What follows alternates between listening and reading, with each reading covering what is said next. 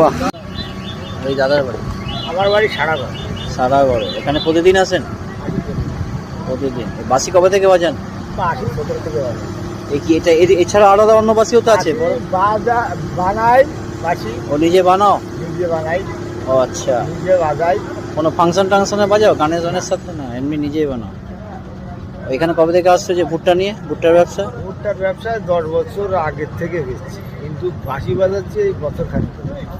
ও, নাম কি বলো, নাম কি? নামটা আমার মহিতক দেব না।